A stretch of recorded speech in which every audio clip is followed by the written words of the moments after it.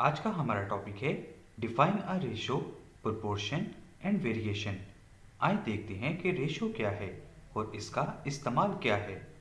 बुनियादी तौर पर रेशो दो मिकदारों के दरमियान ताल्लुक का नाम है, यानी दो मिकदारों को एक ही इकाई से मापा जाए और इनमें ताल्लुक देखा जाए।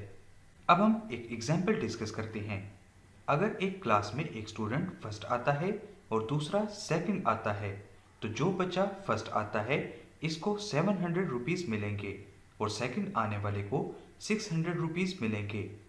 अब देखना ये है कि पैसे किस रेशो से इनमें डिस्ट्रीब्यूट होते हैं। अब 700 और 600 को 700 रेशो 600 या 700 ओवर 600 लिखेंगे। मजीद इसको हम फ्रैक्शन फॉर्म में भी लिख सकते हैं, यानी 7 multiply by 100 over 6 multiply by 100 और 100 इनका FCF है जो कि कैंसिल आउट हो जाएगा और इस तरह हमारे पास जवाब 7 रेशो 6 आएगा। रेशो को हमेशा लोएस्ट फॉर्म में लिखा जाता है और रेशो का कोई यूनिट नहीं होता। 7 रेशो 6 को हम 7 ओवर 6 भी लिख सकते हैं। फर्ज करें कि k एक रियल नंबर है और हम 7 ओवर 6 को k के बराबर लिखते हैं, यानी 7 ratio 6 is equal to 7 over 6 is equal to k। अब देखना है कि एक मिकदार का दूसरी से क्या लिंक है, तो हम इसको 6 से मल्टीप्लाई करेंगे। 6 multiply by 7 over 6 is equal to k multiply by 6। 6 cancel होगा 6 से, इस तरह 7 इज इक्वल टू 6k आएगा। 7 और 6 बराबर नहीं होते और k इनके दरमियान ताल्लुक कायम करता है और k एक रेशियो को जाहिर करता है। ये रेशियो का बुनियादी कॉन्सेप्ट है।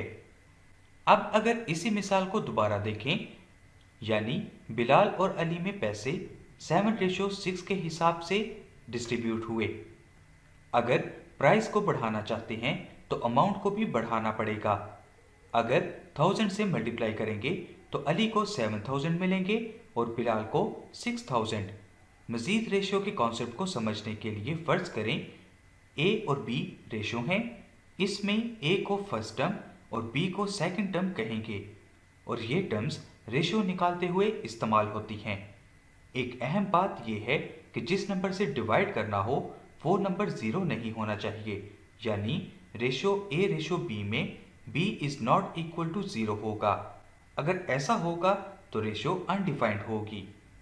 पहली मिसाल देखते हैं, 5 रेशियो 6 और 11 रेशियो 12।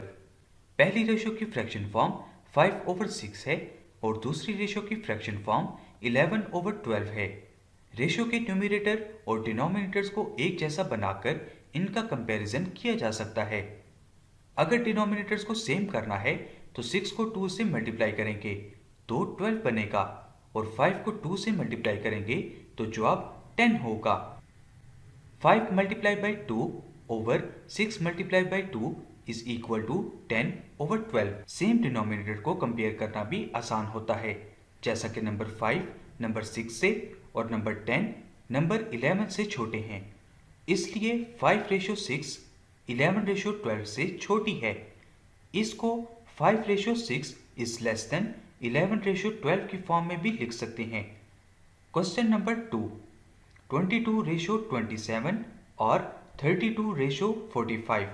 पहली रेशो की फ्रैक्शन फॉर्म 22 ओवर 27 और दूसरी रेशो की फ्रैक्शन फॉर्म 32 ओवर 45 है।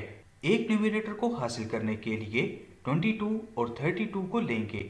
अगर इनका एलसीएम निकाला जाए तो जवाब 32 आता है।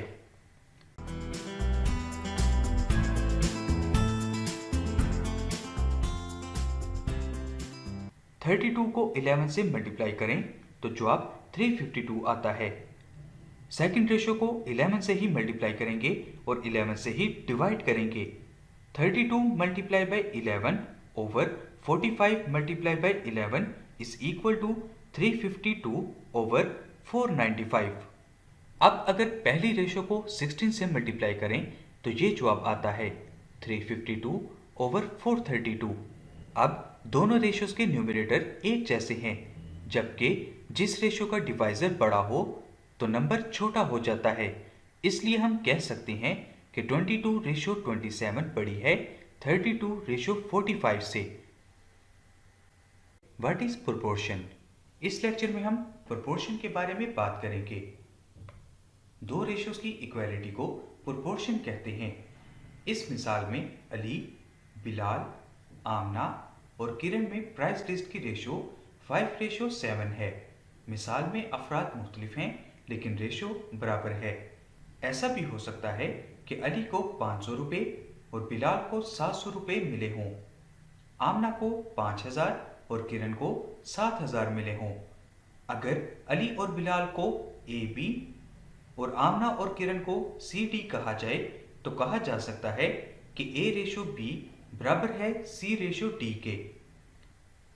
प्रोपोर्शन के लिए ये सिंबल इस्तेमाल होता है। इस तरह हम लिख सकते हैं कि ए रेशो बी प्रोपोर्शनल है सी रेशो डी के।